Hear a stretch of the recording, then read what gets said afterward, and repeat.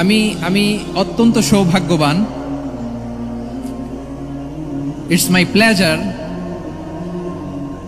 আমি অত্যন্ত সৌভাগ্যবান যে 3 দিন ব্যাপী আঞ্জুমানে খেদমতে কোরআনের এই চমৎকার তাফসীরুল কোরআনের প্রোগ্রামের শেষ অধিবেশনে আমার মতো এরকম নগণ্য, ক্ষুদ্র, ছোট্ট একটা মানুষকে কিছু কথা বলবার সুযোগ করে দেয়া হয়েছে। আমি আপনাদের সবার প্রতি অত্যন্ত কৃতজ্ঞ হচ্ছি, শুকরিয়া জানাচ্ছি। আমি আরো সৌভাগ্যবান এজন্য যে জি জি যে এই জায়গা থেকে আমি আর আর আওয়াজ শুনবো না, হাতও দেখাতে হবে না, একেবারে সাইলেন্ট। আমি আরো সৌভাগ্যবান যে আমি অত্যন্ত নগণ্য, ক্ষুদ্র একজন কোরআনের ছাত্র হয়ে কোরআন থেকে যা বুঝেছি, এই কথাগুলো যখন দেশ থেকে দেশান্তরে যেখানেই যাই শোনাবার জন্য লক্ষ লক্ষ দিনী ভাইরা সেখানে উপস্থিত হয়, আলহামদুলিল্লাহ। এবং যারা আসতে পারেন না, এরকম কোটি কোটি বনি আদম পরবর্তীতে সোশ্যাল মিডিয়ার কল্যাণে তারা কথাগুলো শোনেন, আলহামদুলিল্লাহ। আবার এমনও অনেক আছে যারা আমাদেরকে পছন্দ করেন না, তারাও ডায়েরি, খাতা কলম নিয়ে, মোবাইল নিয়ে, ল্যাপটপ খুলে আমাদের আলোচনা শোনেন। আমি তাদেরকেও ভালোবাসি, কারণ আমার স্লোগান হচ্ছে, হেরে যাবে ওদের হিংসা, ষড়যন্ত্র, জিতে যাবে আমাদের ভালোবাসা। যারা আমাদের বিরোধিতা করে, আমাদের ব্যাপারে ঘৃণা ছড়ায়, তাদের জন্য আমাদের বুক ভরা দরদ আর ভালোবাসা আছে না নাই? কারণ ভালোবাসা দিয়ে যা জয় করা যায়, কঠোরতা দিয়ে তা পারা যায় না। তো যারা বিরোধিতার জন্য আমাদের আলোচনা শোনেন, তাদেরকে ওয়েলকাম। যারা আমাদের আলোচনা আউট অফ কনটেক্সট নিয়ে এক জায়গার মাথা আর এক জায়গার লেজ জুড়ে দেন, তাদেরকে ওয়েলকাম। গত সপ্তাহে আপনারা জানেন, খুলনা বিভাগের প্রোগ্রাম আমি দিয়েছিলাম যশোরে, আদ্দিন ফাউন্ডেশনের উদ্যোগে। তো যশোরের প্রোগ্রামের এক ভিডিওর পেছনে আমাদের কিছু দিনী ভাইরা 6 বছর আগের এক অডিও ব্যাকগ্রাউন্ডে জুড়ে দিয়ে বিভ্রান্তি ছড়ানোর জন্য সোশ্যাল মিডিয়াতে ছড়িয়ে দিয়েছে। তো তাদের প্রতিও আমাদের কোনো রাগ নাই, ক্ষোভ নাই। তারা হয়তো দিনী তাকাদা থেকেই করেছে, কিন্তু তারা হয়তো বুঝতে পারে নাই এই যে রিসেন্ট আলোচনার ভিডিওর পেছনে 6 বছর আগের অডিও জুড়ে দেওয়া, এটাকে বাংলায় বলে প্রতারণা। কি বলে? প্রতারণা, ধোঁকাবাজি। এখনকার আলোচনার ভিডিও আর ব্যাকগ্রাউন্ডে এডিট করে লাগিয়েছে 6 বছর আগের অডিও। এটারে প্রতারণা বলে, ধোঁকাবাজি বলে। আর বিশ্বনবী বলেন, মান গশানা ফালাইসা মিন্না, the person who deceives us, he is not among us. যে আমাদেরকে ধোঁকা দেয়, সে আমাদের অন্তর্ভুক্ত নয়। তো বিশ্বনবীর এই হাদিস তারা মনে রাখে না। তো এই জন্য শুধু বিশ্বনবীর প্রতি সাল্লাল্লাহু আলাইহি ওয়াসাল্লামের প্রতি সেরেফ ভালোবাসা আপনাকে বাঁচাতে পারবে না যদি বিশ্বনবীর আদর্শ আপনি গ্রহণ না করেন। তার জলজান্ত প্রমাণ, আবু তালেব বিশ্বনবীকে অনেক ভালোবেসেছেন আলাইহিস সালাতু ওয়াসসালাম। পলিটিক্যাল শেল্টার, ফিনান্সিয়াল শেল্টার, সব ধরনের শেল্টার তিনি দিয়েছেন, কিন্তু বিশ্বনবীর আদর্শ মানেন নাই। মুক্তি মিলবে? হ্যাঁ, আওয়াজ করে বলেন, আবু তালেবের কি মুক্তি মিলবে? তাহলে সেরেফ ভালোবাসা আপনাকে বাঁচাতে পারবে। ভালোবাসার পাশাপাশি বিশ্বনবীর আদর্শকে মেনে নেওয়ার দরকার আছে না নাই? তো যারা এই সমস্ত কাজ করেন আমাদের ভাইয়েরা, তাদের জন্য আল্লাহ তাআলার কাছে আমরা হেদায়েতের দোয়া করি। আবার আমি দেখেছি আমার গত সপ্তাহের যশোরের আলোচনার একটা লাইনকে কেন্দ্র করে আমাদের অনেক রাজনীতিবিদ বন্ধুরা অনেক ক্ষুব্ধ প্রতিক্রিয়া দেখাচ্ছেন। ওই কথাকে নিজেদের গায়ে টেনে, নিজেদের গায়ে মেখে ওনারা ক্ষুব্ধ হয়েছেন। প্রিয় ভাইয়েরা, আমি বলেছিলাম যে একদল খেয়ে গিয়েছে, আরেক দল খাওয়ার জন্য রেডি হয়ে আছে। তো এখানে কি আমি কোনো দলের নাম বলেছি? বাংলাদেশে 48টা প্রায় নিবন্ধিত রাজনৈতিক দল, কোন দলের নাম আমি বলিনি। কথাটাকে আমি জেনারেল রেখেছি। দায়ীদের বৈশিষ্ট্যই এটা, দায়ীরা জেনারেলি কথা বলে, যার যেই মেসেজ নেয়ার তারা সেখান থেকে নিয়ে নেয়।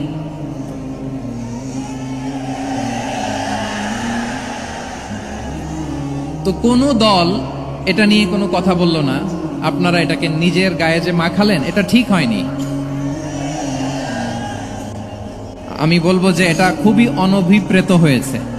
কোন দলকে টার্গেট করে বা কোন দলের পক্ষে আমরা কখনো কথা বলি না। আমরা কোরআনের পক্ষে কথা বলি, ইসলামের পক্ষে কথা বলি, ঠিক কিনা বলেন? সো একটা জেনারেল কথাকে যদি আমার রাজনীতিবিদ বন্ধুরা নিজেদের গায়ে মাখেন, ক্ষুব্ধ প্রতিক্রিয়া জানান, এতে করে সাধারণ জনগণের কাছে একটা নেগেটিভ মেসেজ যাবে ওনাদের ব্যাপারে। এটা হোক আমরা চাই না।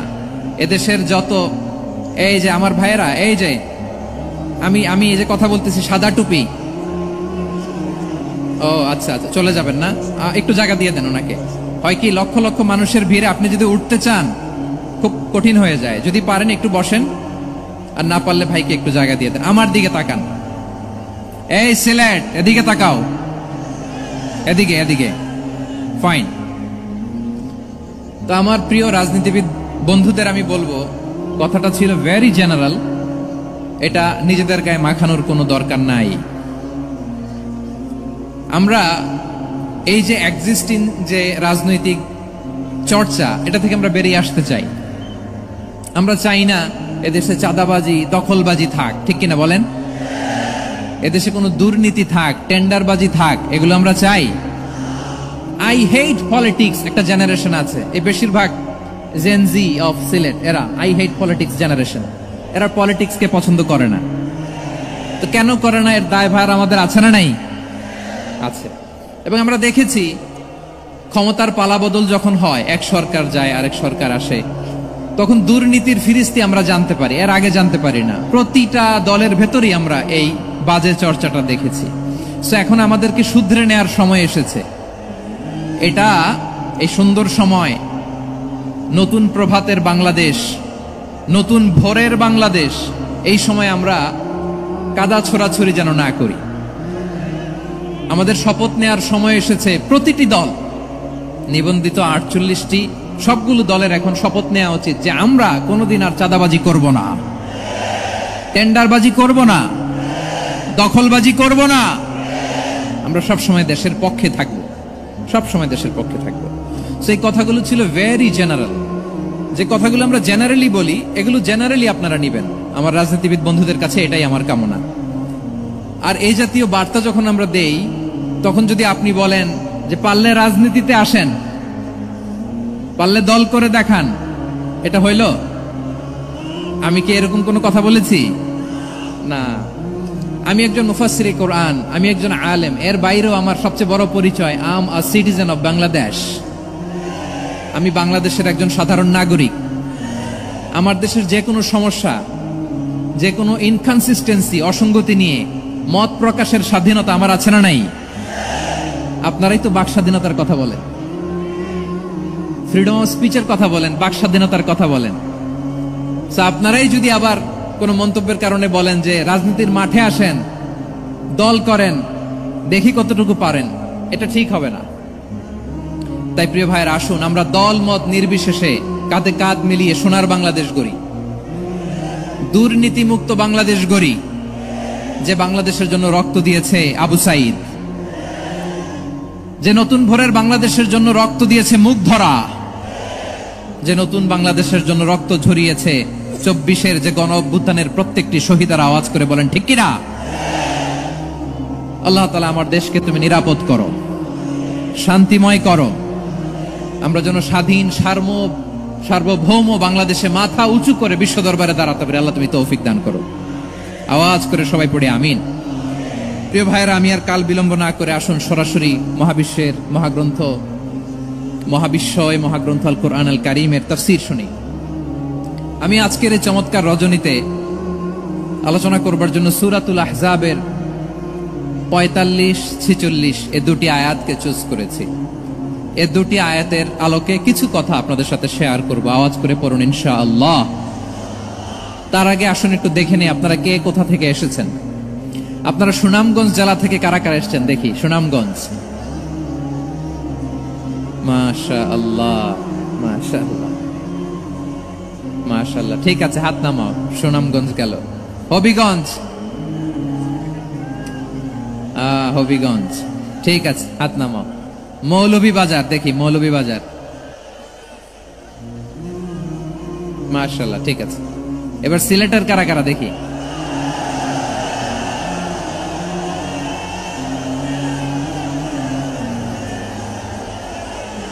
মাশাআল্লাহ, মাশাআল্লাহ। বক্কা বক্কা।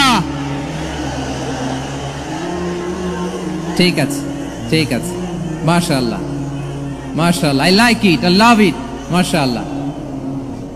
সুনামগঞ্জ, হবিগঞ্জ, মৌলভীবাজার, সিলেট, সিলেটের এই 4 জেলার বাইরে থেকে কারা কারা আসছেন দেখি?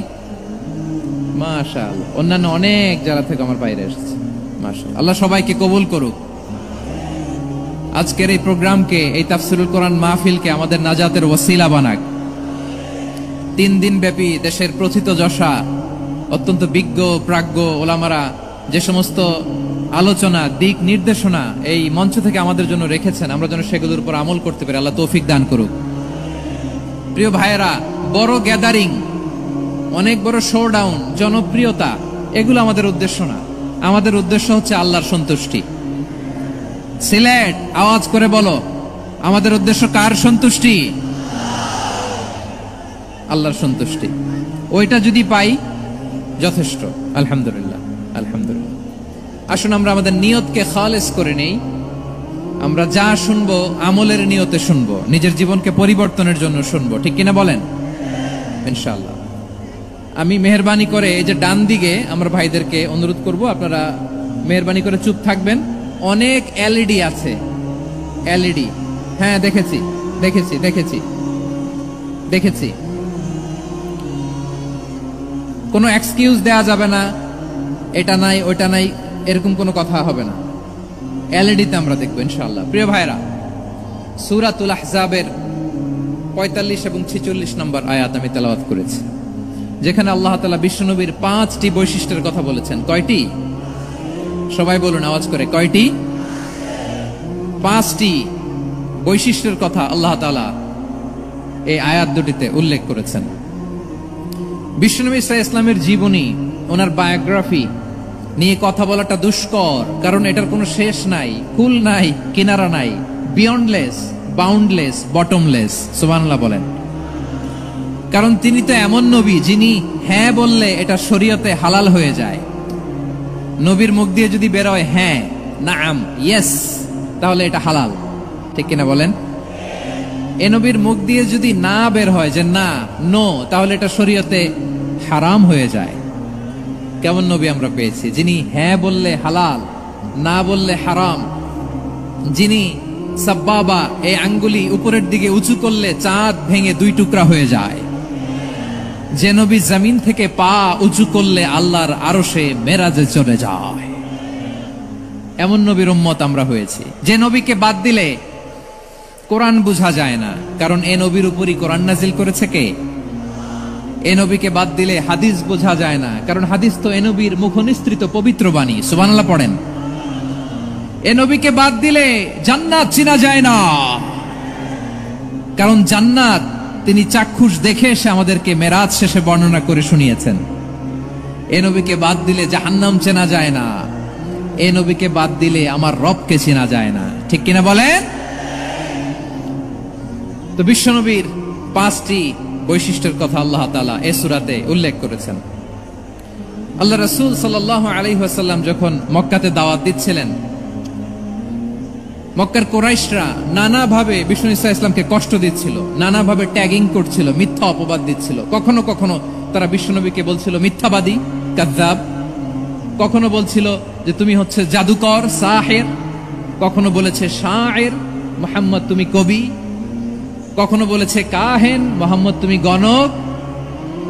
এবং কখনো বলেছে মুহাম্মদ তুমি হচ্ছে মাজনুন, মানে পাগল। আওয়াজ করে সবাই পড়ুন, নাউযু বিল্লাহি মিন যালিক। তাহলে বিশ্বনবীকে মৌলিকভাবে এই 5টি অপবাদ দিয়েছে। আমার কলেজা টুকরা সিলেটের ভাইরা, বিশ্বনবীর ব্যাপারে মিথ্যা অপবাদ মৌলিকভাবে দিয়েছে কয়টি? 5টি। বলেছে তুমি মিথ্যাবাদী, বলেছে তুমি গণক, তুমি কবি, তুমি পাগল, তুমি জাদুকর।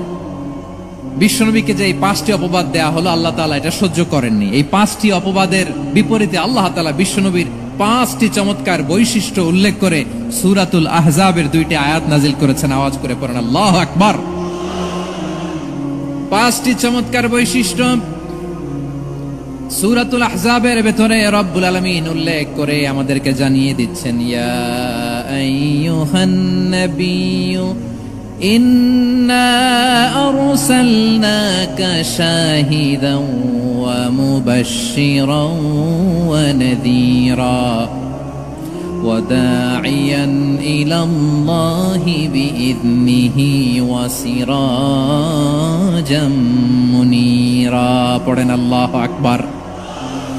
রব্বুল আলামিন ডেকে বলেন, ও নবী, নিশ্চয় আমি আপনাকে সাক্ষ্যদাতা রূপে প্রেরণ করেছি, সুসংবাদদাতা রূপে প্রেরণ করেছি, সতর্ককারী রূপে প্রেরণ করেছি, আল্লাহর দিকে আহ্বানকারী রূপে প্রেরণ করেছি, আর আলো দানকারী চেরাগ রূপে, প্রদীপ রূপে প্রেরণ করেছি। পড়েন সুবহানাল্লাহ। 5টা বৈশিষ্ট্য। 1 নম্বরে আল্লাহ তাআলা বলেন, হে নবী, নিশ্চয় আমি আপনাকে সাক্ষ্যদাতা হিসেবে প্রেরণ করেছি। সাক্ষ্যদাতা, বিষ্ণু ইসা ইসলাম সাক্ষ্য দিবেন, এজন্য শাহিদ। শাহিদ মানে সাক্ষ্যদাতা। আওয়াজ করে বলুন, শাহিদ মানে কি? তিনি সাক্ষ্য দিবেন। মুবাশশির, 2 নম্বর বৈশিষ্ট্য হচ্ছে তিনি মুবাশশির। মুবাশশিরুম বিরাহমাতিল্লাহি ওয়া বিল জান্নাহ, তিনি আল্লাহর রহমতের সুসংবাদ দেন, তিনি আল্লাহর জান্নাতের সুসংবাদ দেন। সুবহানাল্লাহ পড়েন। 3 নম্বর বৈশিষ্ট্য হচ্ছে নাযীর, তিনি সতর্ককারী। ওয়ার্নার, তিনি সাবধান করতে এসেছেন, রিমাইন্ডার দিতে এসেছেন যে আল্লাহর পথে যদি না চলো, শিরকি কাজ যদি না থামাও, তাহলে এমন আযাব আসবে আল্লাহর পাকড়াও থেকে তুমি বাঁচতে পারবে না। তিনি নাযীর। বিষ্ণু ইসা ইসলামের 4 নম্বর বৈশিষ্ট্য হচ্ছে দাঈয়ান ইলাল্লাহ, তিনি আল্লাহর দিকে আহ্বানকারী। এই যে আমরা আমাদেরকে পরিচয় দেই যে আমরা দাঈ, বলি না? বলি যে উনি হচ্ছেন একজন দাঈ ইলাল্লাহ। বহু বচনে আমরা বলি আদ-দুআত ইলাল্লাহ। এটা কোরআনের এই আয়াত থেকে এসেছে। সুবহানাল্লাহ পড়েন। ওয়া দাঈয়ান ইলাল্লাহি বিইذনিহি, আল্লাহর আদেশে বিষ্ণু ইসা ইসলাম আল্লাহর দিকে মানুষকে ডাকেন। এবং বিষ্ণু ইসা ইসলামের 5 নম্বর বৈশিষ্ট্য হচ্ছে সিরাজাম মুনীরা, আলো দানকারী প্রদীপ, আলোকদীপ্ত প্রদীপ, যে আলো দিয়ে তিনি গোটা বিশ্বকে আলোকিত করেছেন। আওয়াজ করে পড়েন আল্লাহু আকবার। তাহলে মোট 5টি বৈশিষ্ট্য নিয়ে আমরা কথা বলবো বিশ্বনবীর। আওয়াজ করে বলুন কয়টি? 1 নম্বরে হচ্ছে শাহিদ, বিশ্বনবী সাক্ষী দিবেন। কি দিবেন? He will be witness for all prophets and for us, তিনি নবীদের উপরও সাক্ষী দিবেন, আবার উম্মতের উপরও সাক্ষী দিবেন। সুবহানাল্লাহ পড়েন। কিয়ামতের দিন আল্লাহ তাআলা প্রত্যেক নবীকে জিজ্ঞেস করবেন যে তুমি কি তোমার উম্মতের কাছে আমি যা যা পৌঁছাতে বলেছিলাম পৌঁছিয়েছো? নবীরা বলবে, আল্লাহ আমি পৌঁছিয়েছি। নবীদের কথা ঠিক কিনা, সত্য কিনা, এর সপক্ষে তখন বিশ্বনবী সাক্ষী দিবেন। সুবহানাল্লাহ পড়েন। এজন্য রব্বুল আলামিন বলেন, ফাকাইফা ইযা জিনা মিন কুল্লি উম্মাতিন বিশাহীদিন ওয়া জিনা বিকা আলা হাউলাই শাহীদা। তখন কেমন হবে যখন প্রতিটি উম্মত থেকে আমি একজনকে সাক্ষ্য হিসেবে বের করে আনবো, আর তাদের উপরে নবী আমি আপনাকে সাক্ষ্য বানাবো। পড়েন সুবহানাল্লাহ। তাহলে সব উম্মতের ব্যাপারে সেই উম্মতের নবীরা সাক্ষ্য দিবে, আর ওই নবীদের উপরে আমাদের নবী বিশ্বনবী সাক্ষ্য দিবেন। সুবহানাল্লাহ পড়েন। এজন্য বিশ্বনবী হচ্ছেন শাহিদ। শাহিদের আরেকটা ব্যাখ্যা হচ্ছে বিশ্বনবী সাল্লাল্লাহু আলাইহি ওয়াসাল্লাম আমাদের সাক্ষীর উপরে তিনি সাক্ষী দিবেন। তিনি নবীদেরও সাক্ষী, আবার আমাদের উপর, উম্মতের উপরও সাক্ষী। সুবহানাল্লাহ পড়েন। রব্বুল আলামিন বলেন, وَكَذَلِكَ جَعَلْنَاكُمْ أُمَّةً وَسَطًا لِتَكُونُوا شُهَدَاءَ عَلَى النَّاسِ وَيَكُونَ الرَّسُولُ عَلَيْكُمْ شَهِيدًا। আর অনুরূপভাবে আমি তোমাদেরকে মধ্যমপন্থী উম্মত হিসেবে তৈরি করেছি, প্রেরণ করেছি। ব্যালেন্সড উম্মাহ, মধ্যমপন্থী উম্মাহ হিসেবে প্রেরণ করেছি, যাতে করে তোমরা সবার উপরে সাক্ষ্য দিতে পারো, আর যাতে তোমাদের নবী হতে পারে তোমাদের উপরে সাক্ষ্যদাতা। পড়েন সুবহানাল্লাহ।